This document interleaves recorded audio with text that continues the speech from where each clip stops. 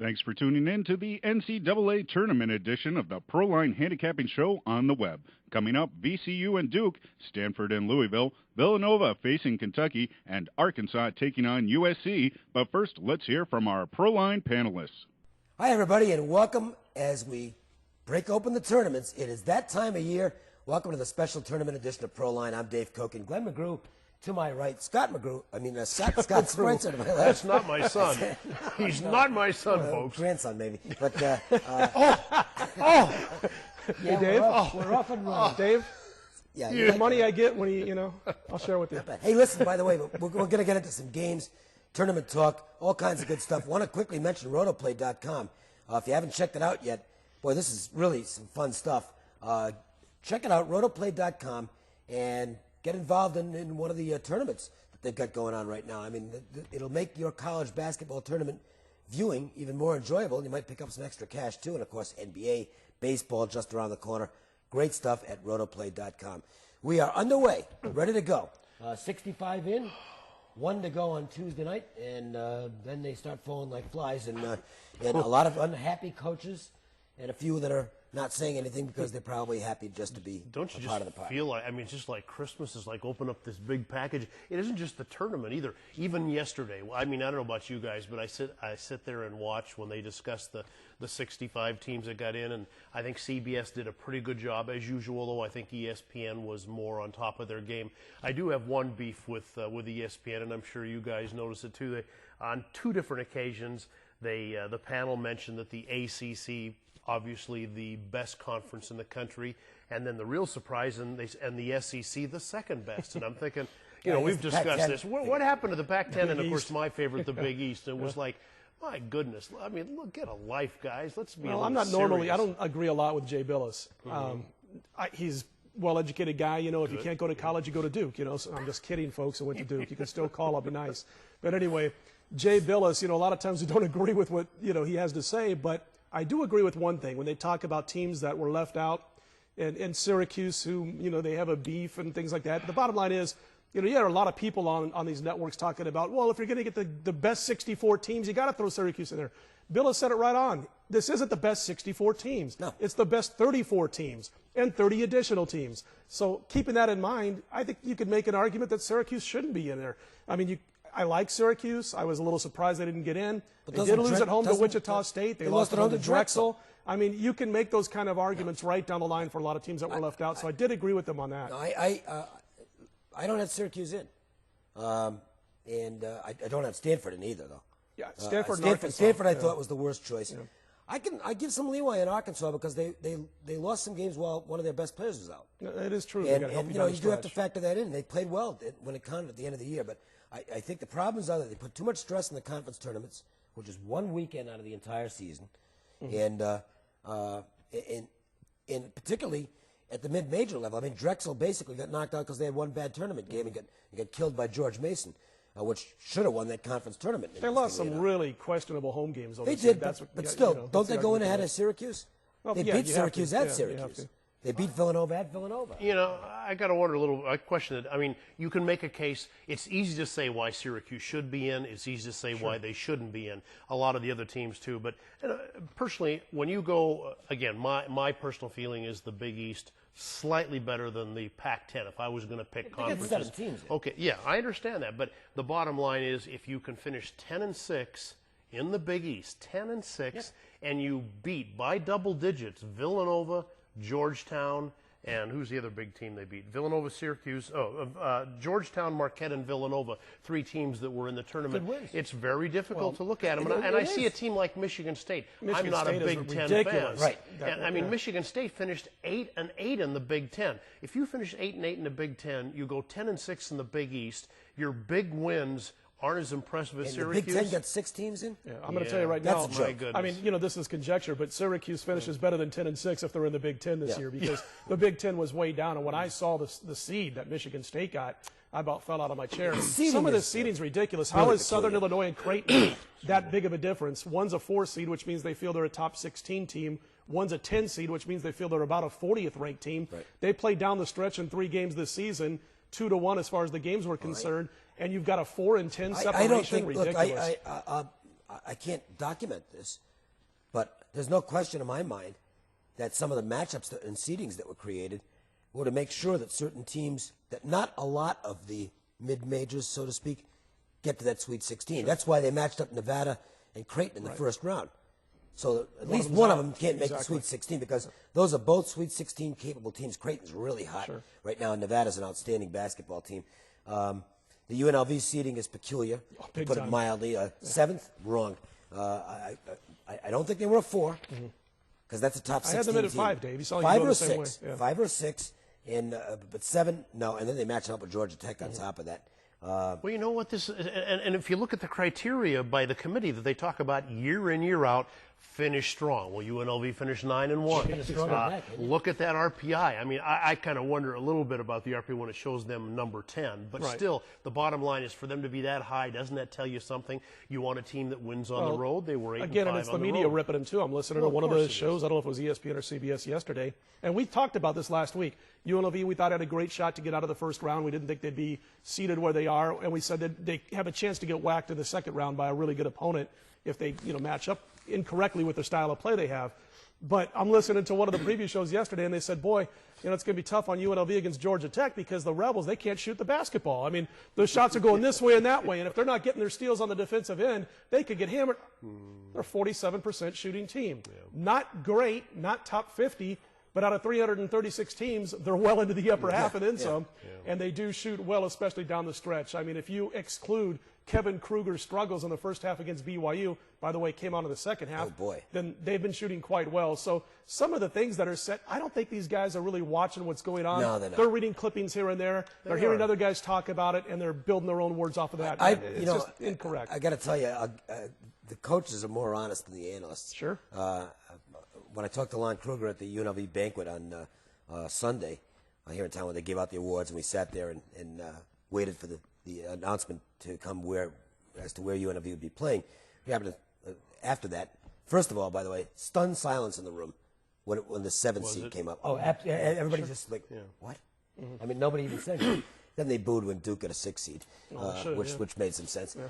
But I talked to Lon Kruger afterwards for our radio show, and asked him, what he thought about Georgia Tech, and he said, "Oh, I don't know. I haven't really looked at him at all." And that's an honest appraisal. The problem with the experts that are on TV is they have to pretend that they know about every team out there, and they don't. If you don't know about a team, say so. Sure. It's all right. It's not the most embarrassing thing in the world. There's over 300 teams. You can't know them all well. Even in our business, you can't know every team What you really cannot well out do there. is go on there like this guy did the other day on the preview show and say, this team can't shoot the basketball. It's over here, it's over there, it's over here. You cannot say that. If you don't know, then say it. Say they're a very good defensive basketball team that plays hard, and if they're hitting their shots, they advance. I'll tell you something, by the way, for those of you who haven't seen UNLV play, if you're outside of this region, UNLV does not have a good TV package as CSTV in the mountain. They do a great job covering it, but they're not in a lot of homes. You're going to see one of the most improved players in the country, and a guy who might have a shot to hook on with somebody in the NBA because of his defense, Joel Anthony. I mean, he is just getting better and better every game. An absolutely dominating player. He won Defensive Player of the Year in the Mountain West Conference, and he only plays about 18 to 20 minutes a game. That tells you something. That's another thing. I was listening to some analysis the other night on one of the major sports networks the night before the BYU ESPN game when the match was already decided, and they were talking about Joel Anthony not being able to match up inside Playstead's numbers for BYU because he only scores about 5.5 points a game and blah, blah, blah. I'm like, he only plays 18 to 20 minutes a game. Do you see what he's doing on the defensive end? And by the way, folks, and I don't mean to offend, big centers, but the bottom line is the kid, Jason Smith from Colorado State and Trent Playstead from BYU are slow. They're plotters. They are not great players. No. They are good, solid college basketball players who are going to struggle at the next level big time. I don't think they go to the next level. No, Joel Anthony, if they get to the next level. And Joel Anthony just treated Trent Playstead like his redheaded stepchild too. But anyway, it was dominance inside by Anthony. Another thing, we talked about some seedings, and interesting, I noticed that all 4 of the teams that got the number 1 seedings all won their conference tournament. So I can understand the way they felt about that. Of course, one of the big disappointments, or at least disappointment for the UCLA Bruins, the fact that they got bumped out early. So well, you understand that. But you know what? I look back, and it's not that big of a deal. whether you're a 1 or a 2. I look back over the last 5 years, the 20 number 1 seeds, only 6 of them advanced to the Final Four. So, and of course, UCLA, their punishment to be a 2 seed is they're going to play in California. The fact is there are 5 number 1 seeds this year. Yeah. UCLA is the 5th. Sure. So that they're 1A, and they've got the easiest road in terms of geography to the Final Four. Now, whether they get there or not, who knows? One other thing, too, I'm just going to mention is every year it seems like the best games are the 8, 9 seeds, and I'm looking at. We're going to talk about one of those today. As a lot of good games. But you look at the. You got Kentucky, Villanova, Marquette, Michigan State, which we'll talk about, BYU, Xavier, and Arizona, Purdue. Boy, I tell you what, the 8 and 9s, naturally, they're supposed to be good games because they should be featuring 2 teams that are almost identical. Listen, I'm one of the guys out there who said that Arizona could really bust loose at some point of the season and have a big tournament. But were you surprised at the seeding? I mean, I thought they were a little bit higher than they should have been in this particular seeding, especially. They never came around in the second half of the season. But anyway, I broke this down because you mentioned number 1 seeds. Here's what 16 of the last 17 national champions have in common. 16 of those 17 were 1 through 4 seeds. 16 of those 17 happened to be in the previous season's big dance. Oh, okay. They had the same coach in their current tournament as they did the season before, so at least the coach had some experience with that particular team. Those teams average at least 76 points per game during the season with an average win margin of at least 10 points per game. Now, there are just 6 teams that fit those parameters that have won 16 of the last 17 champions. One of those happens to be 35-1 long shot Texas A&M, who, by the way, guys, I was laughing. I got along with Al McMorty, a good friend of ours in our business. We both got in on this, pretty early on Texas A&M. We were hoping, obviously, early in the season for a number 1, which we didn't think we'd get, or a number 2. We realized when they lost to Oklahoma State, we were in trouble. They're playing one of the regionals in San Antonio, so we thought, well, that's out of the question now. Well, if they get through the state of Kentucky, they'll be playing in San Antonio. And I was laughing at that. As a number 3 seed, they could be playing in San Antonio in another week. So they're in the South. Break there. You look at that; they're in the South, and they're going to really only Memphis is the only real hurdle for them.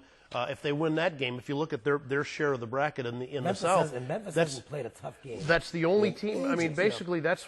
I mean, other than that, then of course they have the showdown with Ohio State. But to be able to get that far, well, that's possible. That's a virtual road game.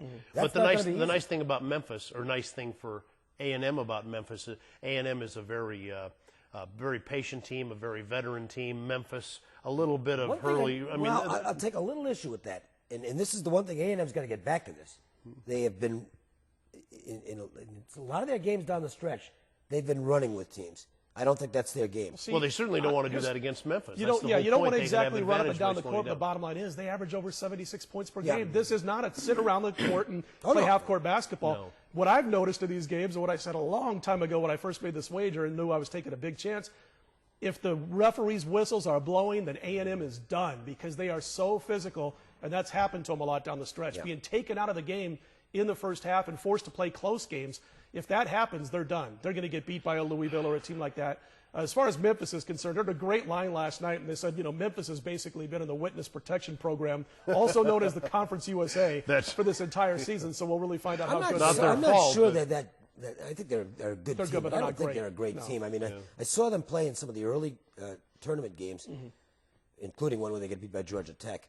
And I think they can be had. They and played the trip off to Gonzaga, it was Gonzaga's second game without Heitveld, and it was played not on their home court. It was played in Seattle, if I remember correctly, and they had to go to overtime against Gonzaga. And so I think Memphis, and by the way, they are one of those 6 teams that fit those parameters that I mentioned, but I think a lot of that has to do those wide margins with playing in the conference they did. They will not be my team that I picked to win the entire, at the top of my bracket. They've really only had one tough game down the stretch. Since Conference USA action got underway, and they almost got beat by SMU. They really struggled in that basketball game, so they're beatable. Hey, we got 4. Well, wait a minute. A couple more things, because might as well, this is the only real chance to talk about the tournament. Getting back to that, next. Yeah, I know, but I mean ahead of time, some kind of like, let's see what's going to happen here. That Louisville team, I mean, I really like them. I know they got beaten in the Big East tournament, a tough ball game, but I tell you, they finished strong. They've got lots of depth. Sosa looked like the young point guard. he really played well down the stretch in the regular season. The Big East tournament, he had one big game. He didn't play as well as I would have hoped, but this is a team that also has a benefit, not exactly UCLA and California, but I think their campus is like, what, an hour, less than an hour it's away at from the University Lexington? of Kentucky. What's happened, what people have talked about is a lot of Wildcat fans bought up those tickets, assuming that hopefully the Kentucky Wildcats would be in that region. They didn't get there, so it'll now be up to the Kentucky fans who hate the Louisville fans to not sell their tickets if they play A&M and get in there and wear their blue and boo every time Louisville has the basketball. That's what I'm hoping for. It's a slight advantage that they don't have far to go, but I'm not sure it's going to be a crowd advantage. Sure. Duke, of course, is in the tournament, as always. They got a 6th seed, which raised some eyebrows, considering they finished 7th in the ACC and they got knocked out in the first round of the ACC tournament. Well, they're in action. They're going to be playing Virginia Commonwealth, the top team out of the Colonial Athletic Association. That's the first game we're going to look at when we continue on Proline. Up next, the 6-seeded Duke Blue Devils take on Virginia Commonwealth. But first, let's hear from Primetime's Glenn McGrew, who is on a 33-17 tournament run and is making available his hardcourt releases for the entire opening round on the house. We'll talk about a little college basketball in a second. First, I want to mention, I told you last week, the past 3 seasons this year and the last 2 years, they've been excellent campaigns basketball-wise. But I'll tell you what, the one thing in common, the postseason campaigns have been even better than the regular season for primetime clients. And, of course, that continued this past weekend with my tournament run. Sunday's Insider Play, the biggest release I give out on Ohio State over Wisconsin in the Big Ten championship game. A nice, easy win. They didn't exactly blow them out, but they were always up 6, 7, 8 points, and the Buckeyes just seemed to be in control. And now that pushes us to 33-17. 33-17, 66% with my tournament releases the last 2 weeks. And this weekend, or not a weekend actually, because we're doing the show early here, this Thursday and Friday, I'm going to give you all of my hard court plays on Thursday and Friday absolutely free. 2 full days of tournament action. You're talking maybe 6, 7 games, maybe a few more, but at least 6 contests on Thursday and Friday. They're all free. The number is 1-800-531-7069. I plan on improving on that 66% run right now with those games. 1-800-531-7069 for Thursday and Friday's games, all free. Now, Dave, our first game, we're going to talk about the Duke Blue Devils. Rams of the number Blue one. Devils. Oh, and they're not a number 1 seed or number 2. No, they're not a number 2 seed. Yeah, they shouldn't even be a 6. They shouldn't even be a 6. But they are. And the secret's out of this team. I mean, and actually, it's a tough game as far as the numbers concerned, because Duke does deserve to be the favorite against Virginia Commonwealth, but it's a cheap price. I mean, everybody knows this team's not all that good. They don't have a go-to guy. Their backcourt play has been shaky. And Virginia Commonwealth's a talented squad. But they priced it at a number where it's not that easy to go and just automatically say, I'll take VCU plus the points. It's a tough number. Yeah, Duke's 1-5 the last 6 against the spread in tournament play, but they're usually laying more than 7 points. Yeah. I like to pick underdogs that not everybody's jumping on. Everybody and their brother is on Virginia Commonwealth in this game, and that's always a little bit scary. But, man, you talk about the 3 guards, Maynard, Walker, Pelarosa. These guys are really tough ball players who are speedy, quick. They can all slash. They can all shoot from the perimeter. And they're going to give Duke's backcourt a lot of problems in this one. Duke's biggest problem this year, besides the fact that they don't really have a go-to guy, Paulus picked up his scoring at times this year down the stretch. But the bottom line is they don't have a lot of depth. VCU goes 8 deep. They're going to surprise this team, I think. And I jotted some notes down here again, as far as 6 and 11 seeds are combined, because you do get 11 seeds to knock off 6s once in a while. The 11 seeds that advance past 6 seeds, what they have in common is they score more than 73 points per game. They win their games during the season by at least 7 points per game. And VCU fits that parameter as a number 11 seed. Now, I don't blindly play those kind of things, but the bottom line is I think VCU owns the quickness, the depth, and the ability to make it play inside and outside on the defensive end of the court, maybe get guys in foul trouble, to give Duke everything they can handle. Now, I know everybody's going to be on this one around the basketball world, but I'm going to still stick with VCU here and take those points. Well, not everybody's going to be, because I think I'm going to look at Duke in this game. The fact that I think Duke doesn't want to play a real power team with a lot of strength inside, and they do have that advantage. I think I think the committee gave them a little bit of a break with this matchup. VCU plays a 3-guard offense. Famini and Anderson, their 2 big men, aren't dominant players. defenders. Matter of fact, between them, I think they average like 11 rebounds total on the year. They're excellent defenders. Well, they are Excellent defenders, but the bottom line is they're going to be outside. McRoberts should have his way with these guys. We talked a couple I'm weeks not a ago. fan We of didn't. him. Oh yeah, but again against ACC competition. But if you look at VCU, their whole season, you look at the whole package, they didn't have a lot of impressive wins. I started to say, rebounding-wise, I think they out-rebounded conference foes by 1 or 2 rebounds. You're talking about the same stats that George Mason had last year, and they went to the Final Four. Well, that's so, true. But I think looking at this, and it's easy to say now, but I think George Mason is more talented than VCU, even though they're the same conference. I think this is a good spot for Duke, and I think personally that the lines maker is cheating you maybe 1 or 2 points. Oh, sure. Yeah, of course. That's what we just said. Because Everybody, they know that They the know public's going to come in on the underdog in this game for 2 reasons. Number one, they don't think that Duke is that good, and number two, they're the least popular team in the tournament. Let's face it. I mean, there are Duke fans, but if the Dukes become the Yankees of college basketball, I mean, if you don't like them, you hate them. Right. Well, if they're the Yankees, who are the Red Sox of college basketball then? Oh, UNLV. You know, you're No, I root for the Rebels. It is a fascinating 6-11 matchup. Will be interesting to see what happens to Duke, whether they can survive this first round in the first weekend. Okay, we're going to continue with the look at Stanford and Louisville. This is a fascinating matchup because Stanford catching a lot of flack as the last team in, maybe. Louisville's got a big edge in the location.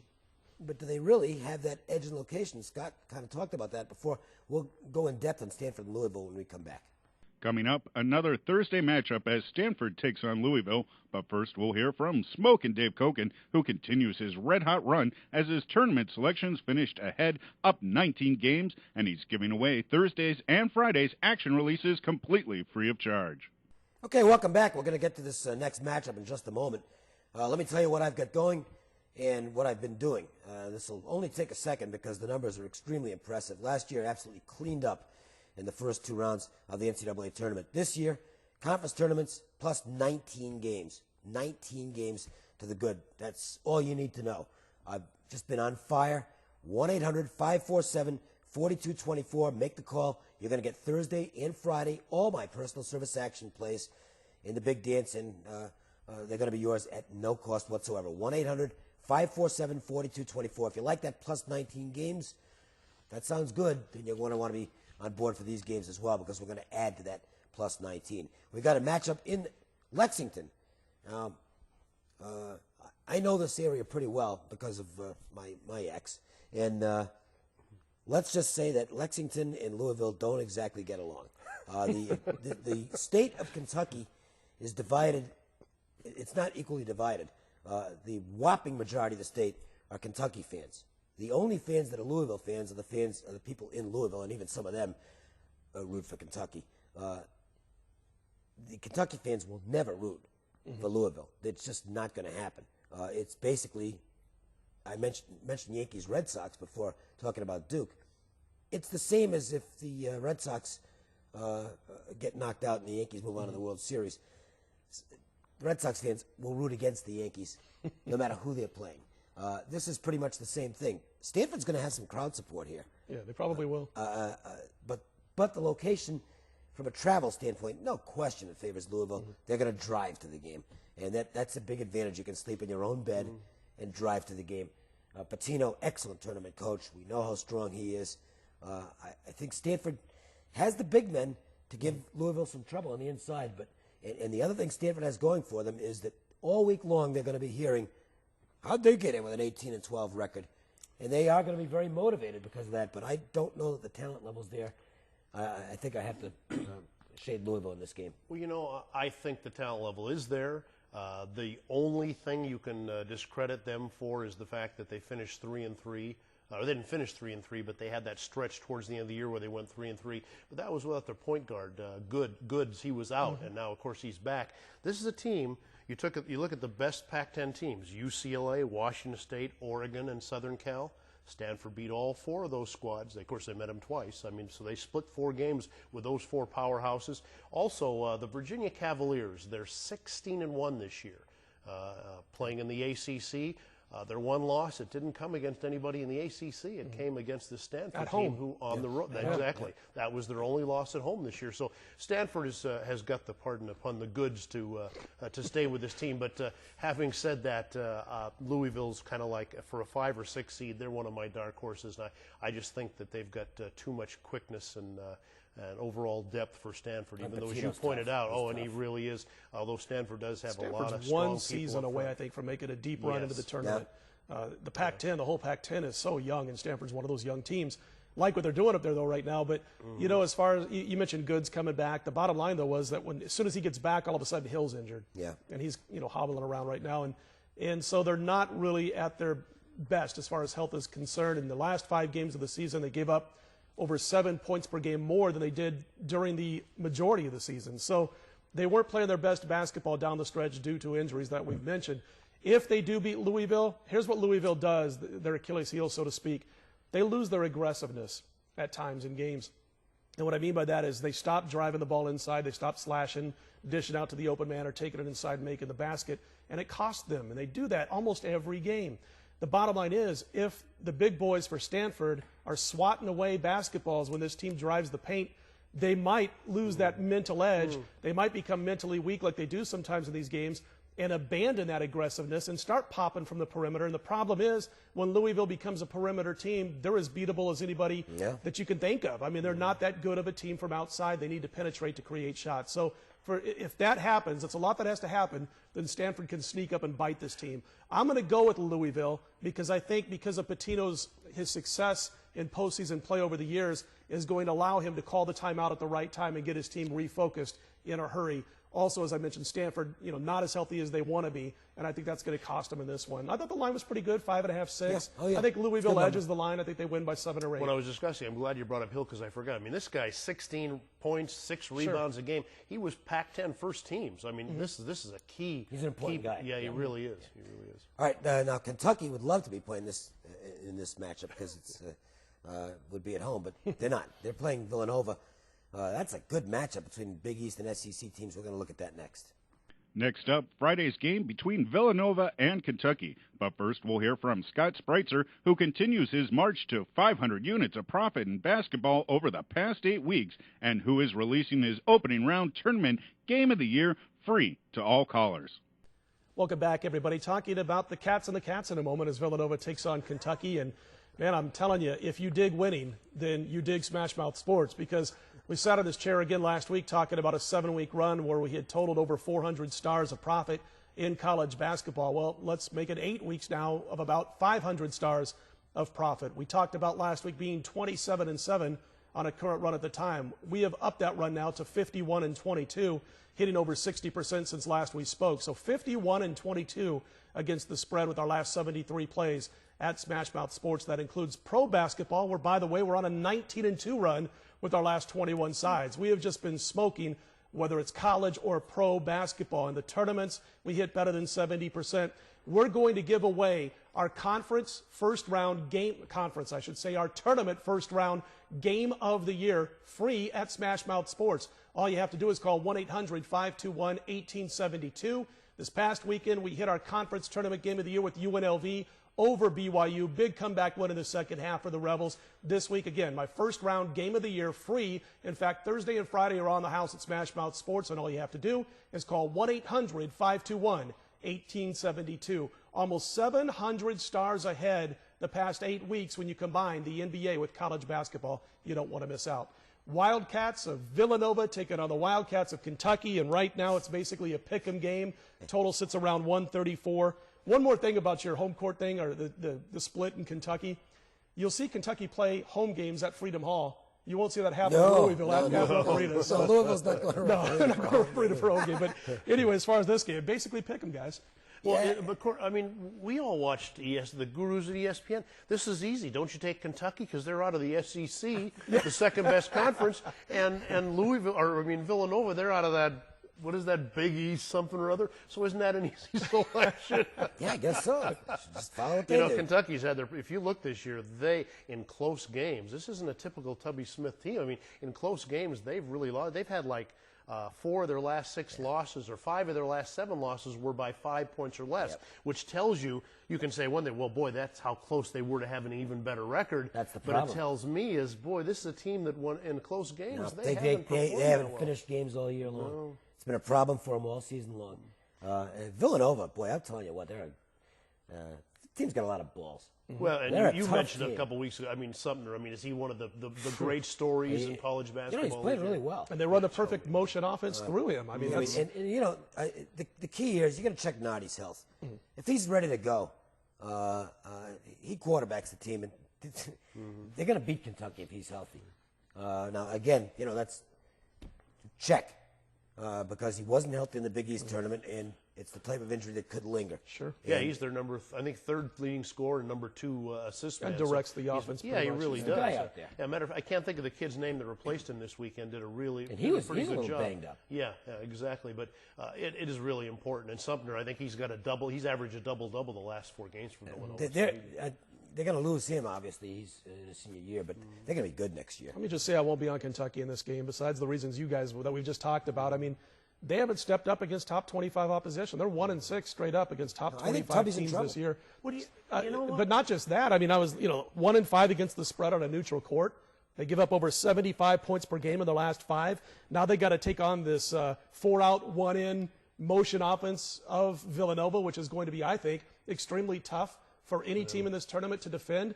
I mean, if they're healthy, Villanova, like you just mentioned, they can knock off a few teams in this tournament. Oh, yeah. Because it's so difficult to get ready for this style of offense. And I didn't realize if you combine the last 2 years, and they've been close these last 2 years, the last 2 seasons, Kentucky is 18-14 in conference play.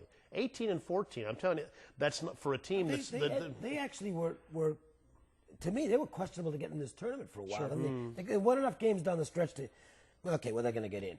And it is a good conference. I mean, it's good. good. There's no question about that. So, I mean, Kentucky belongs in the tournament, but this is just not that good a basketball team. And I like Tubby Smith, but, I think he's in trouble. I think and for the right reasons. And for the right reasons. Patterson, is it, that's coming in next year? Yeah. He's got a monster recruit, but you can't be a head coach of a Kentucky basketball and struggle the way they have. I got to tell you, in conference play. If you look at Pitino's record at Kentucky, where he got the most out of these players, and a lot of them never really lived up to billing in the NBA because he'd gotten the most out of them in college. Tubby's guys haven't gotten that much better. I thought Rondo, when I first saw Rondo, I was like, this guy's going to be tremendous. Exactly. He never improved. He hasn't improved, has he? Not even at the college level. I don't know.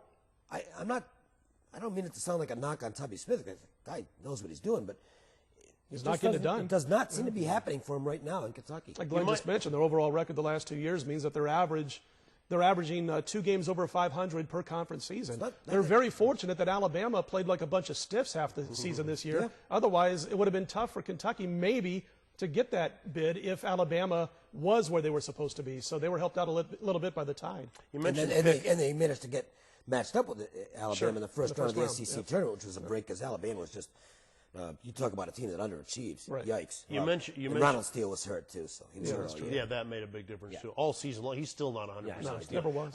You mentioned that we're on a pick. I've seen this game move to maybe 1 or so on Villanova's side. If you folks are thinking about playing them, I would suggest you do it now because the line may inch up a little bit on the Wildcats. All right, we're going to look at one more game, and this one pits Arkansas, which had a nice little run in the SEC tournament, which got them into the NCAA tournament, and they'll play USC, which was going great in the Pac-10 tournament until they ran into Oregon, which I'm glad they did because I had a big play on Oregon. But we're going to talk about that game next when we return on Proline. Next up, Arkansas and USC. But first, a reminder that world champion handicapper Jim Feist is giving away his executive service releases for the tournament's opening round, including his first round shocker of the year, all free when you call toll-free to 1-877-JIM-FEIST. That's 1-877-546-3347. That number you're looking at on the screen right now belongs to Jim Feist. And if you call it, you're going to get the first round of the NCAA tournament on the house, and that's going to include Jim's tournament shocker of the year. So you want to make sure and get that because it's all free. Just call the toll-free number you're looking at on the screen right now. Arkansas and USC matching up in the dance, and rumor mill had it that Stan Heath was in real trouble at Arkansas and might not be getting another return trip to coach the Razorbacks, but they got hot. Had a good tournament. They had a good draw in that tournament as well, which was really fortunate for them. They got blown out by Florida, but by that time they were safely into the NCAA tournament. USC, we mentioned they played very well in the Pac-10 tournament and then got just destroyed by Oregon, which when they're right, boy, Oregon, they're a real good team when they're right, let me tell you. And these two teams match up now.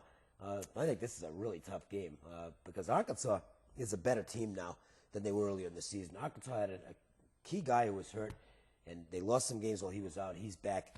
They're playing good ball. USC's young and not really used to this, but boy, Timmy Floyd is. He's been there before. Excellent basketball coach, and I think USC may have gotten a wake-up call with that destruction that they had at the hands of Oregon. They took the court. They looked a little bit cocky taking the court in that game and paid for it. Well, I tell you what, when those two guards get hot for Oregon, I mean, they could just shoot lights out and destroy anybody, and that's what happened. I don't think this hurts the psyche of USC. They're too talented, and as you mentioned, Floyd's too good a coach to let that bother them. Kind of a matchup of strengths here because both these teams rely on defense more than anything else, and Arkansas plays good defense. I tell you, though, under Floyd, this USC team plays even better D. And the fact that they have a better offense than Arkansas gives them an edge here. People don't realize, you think of teams, sharpshooting teams like Oregon, the team that led the Pac-10 in shooting, it was USC, 40% from three-point range as a team. That's pretty darn tough to overcome. This is also a game where I think it is one of those games where you've got basically equal teams in their respective conferences for the most part. And here's where you get to use your conference opinion. And I do think the Pac-10 is better than the SEC. I know you agree with that. And that's, as much as anything, more than the team matchup is the conference matchup in a closely lined game like this where I puts me on the USC side. I'm with you on that. I think the Pac-10 is better than the ACC from top to bottom, or SEC from top to bottom. I also think, by the way, I do a show in Omaha every week, one of the shows I do, and the only people that were cheering harder for Arkansas to get a bid to the tournament than the Arkansas Razorback fans themselves were Nebraska Cornhusker fans, because Doc Sadler was one and gone. That's it looked like. I mean, he obviously went from UTEP to Nebraska. He's I think a great coach, better than Stan Heath, and he's from Arkansas. And it was already talked about that if Heath didn't make the tournament, he was gone, and Doc Sadler was moving on to take over the Razorbacks. And so they were, that was a big win for the Cornhuskers, whose season is done. He did a good job with them this year. Yeah, he had nothing on that team. Well, they have a senior by the name of Marcus Perry who's moving on now, and he had some great games down the stretch. Really? He said this is the start of something pretty big around here. He's going to bring some good players in. Yeah, with Sadler. And they'll get top-notch Big 12-type players where Collier was clueless when it came to recruiting. But as far as this game is concerned, when I look at teams, these 5 and 12 matchups, and there's always the talk about it, what 12 is going to beat the number 5 and so on. Hey, look at USC, what they've done against top-notch competition, against teams with a winning record this year. USC is 18-6 against the spread. That means they are being undervalued 24 times for the most part this year, and they're going up against these teams with winning records, and they're playing great basketball because of their defense. They have a great advantage just taking the court in this one because they've got big guards. They go like 6'4" in that backcourt. Arkansas goes 5'11" and 6 foot, maybe 6'1". I think they're going to have a real rough time with this USC backcourt. I really believe this number is 3 points too short. Yeah. My power rankings say that USC is a 4.5-point favorite on a neutral court in this game. I know Arkansas was banged up early, but let's face it, folks, they got into this tournament because they beat Vanderbilt when Vandy was as cocky as you want to be on their home floor and shot 30%. Normally, very strong and dominant home team, and then beat them by 1 on a last-second shot in the tournament, the SEC tournament. That's why they're in this particular basketball game.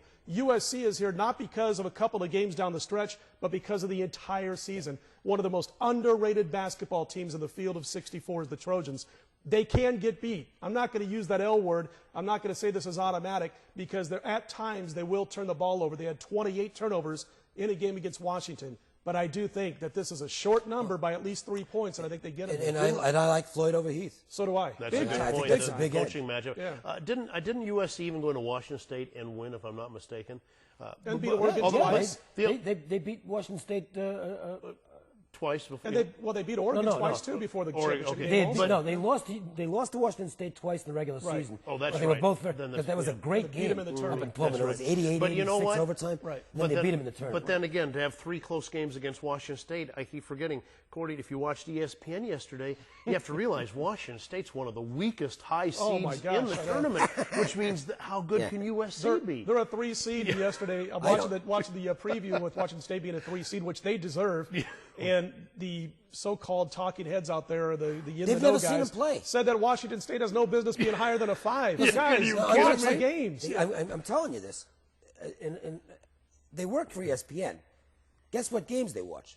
The games that are on ESPN. Big East, ACC. The Pac-10 isn't on ESPN. I'm telling you, and I mean, obviously, this is just a guess on my part. I don't think they've even seen Washington State play. You know, I don't think Not to make once. those statements, they couldn't have possibly seen him play. Because, you hear this all the time. I know these people haven't seen Washington State play. In fact, I guarantee you these people haven't seen Washington State play. You know how? Because they say, oh, they're a slow-down team. They are not a slow-down team. They play low-scoring games. Yeah. They are fast. Mm-hmm. They're in constant motion. Yep. And they are not a slow-down basketball team. Not exactly Princeton, is it, or Northwestern? No, it's not. This isn't Dick Bennett anymore. No. This is Tony Bennett, and the biggest difference they had when Tony Bennett was coaching under Dick Bennett was that Tony Bennett wanted to open it up on the offensive end a little bit more. And now that he's the head coach, he's doing it, and they're winning. And it's a very good basketball team who are going to surprise they've got guards that people. can run. They like to run. Yeah, they Low, do. and I can't think the other guy, but they're going to have an easier time recruiting. In an already tough place to recruit, it's going to be easier because they are opening things up on the offensive end. Who wants to play 48, 45 games? How good is that area right now in Washington State? Yeah. Washington, Lorenzo Romar's got a team that's going to be very good next year, and Gonzaga just keeps on winning. Is he stepping down then? Or? Oh, they're young. They're young. I'm not the biggest Romar fan as far as they're going to be a talented he's a team great next year. recruiter. That kid Hawes, if he comes back by next year, is going to be a whale of a player. Yeah, getting off track a little bit. Since you had mentioned earlier about the Pac-10 being young, I was just thinking about that when you said that.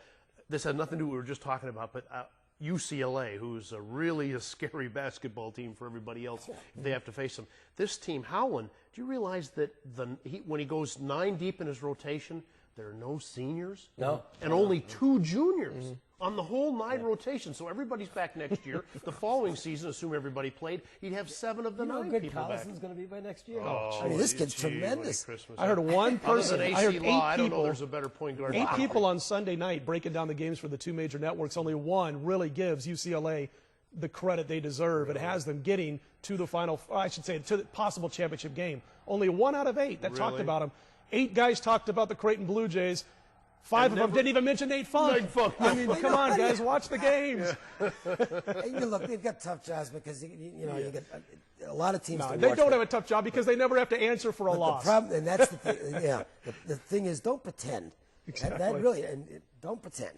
And they do that all the time. Okay, enough of that. I have a feeling we may all be on the same team for the best bet. I don't know. We'll find out in just a moment. Coming up next are Proline Best Bets, the biggest selection from today's show. For my best bet, I'm going to use the USC Trojans. I got a feeling it might be a consensus pick here on the show. And, of course, 2 weeks ago, if that turns out, remember, 2 weeks ago, we all had a consensus on a play, and it was an easy win. So let's hope that's the case again here. I mentioned what a great postseason I've had so far this year. Of course, that was the case the year before, and the year before that, 33-11. That's 66%. 33 wins, 17. I said 11. 33 and 17. 66% winners over the last 2 weeks in post-tournament play. And this week's first-round action is going to be free at Primetime Sports. All of Thursdays and all of Fridays hard court plays on the house. Just give me a call. 1-800-531-7069. I'm going to keep it going. I'm going to back those USC Trojans minus the short number over Arkansas. Hey, I've had my best 8-week run ever in college basketball, and it continues this weekend. I am going to release Thursday and Friday's games free. That includes my opening round game of the year. Get it all right now free at Smash Mouth Sports, 1-800-521-1872. Yeah, I'm going to keep the tide rolling here. USC, not just good in football. This is a really good young basketball team. Tim Floyd's got them going in the right direction. Wait till next year when they get O.J. Mayo. Anyway, USC should handle Arkansas. They're a better squad and they're better coached. 19 games to the good. in the college conference tournaments. And by the way, just killing arena football so far. But this is a basketball offer, and you're going to get Thursday and Friday's action plays, every one of them, on the personal service at no cost whatsoever. Make sure and call 1-800-547-4224. And that's it. We're done. Before we close, I'm going to say, next year, you mentioned Mayo. Do you think USC is going to spread the floor next year with that guy in the lineup? And What's on that, Dave? on that note, He is the one scary ball player, though. Oh, he's good. Let's And just you're leave- one scary joke teller. Yes, I am. Thanks for ruining the entire show. All right, we're done. We're going to go watch some basketball games. The NCAA tournament's here, baby. We'll be back again next week with another preview show, as they'll be down to 16 teams at that point, and we'll have a lot of conversation about the upcoming games. So be sure and tune in again next week. For Jim Feist, for the guys behind the scenes, Scott Spreitzer, or Scott McGrew. No, it is Scott Spreitzer. I'm Dave Koch, and have a great week, everybody. Thanks for watching us this week, and be sure to catch Proline on the web next weekend, available Friday nights for more great insight.